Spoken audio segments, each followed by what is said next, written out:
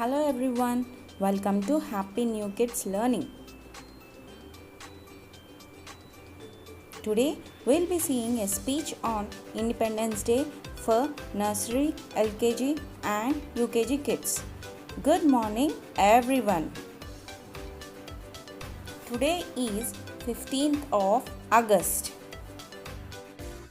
We are celebrating Independence Day. We got freedom on this day.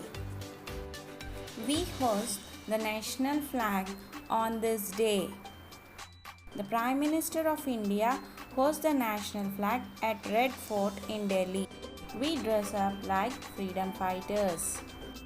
It is a national holiday. We eat sweets. All Indians celebrate this day. Hope you enjoyed with my kids. See you soon. Do share, subscribe to my channel. Jai Hind.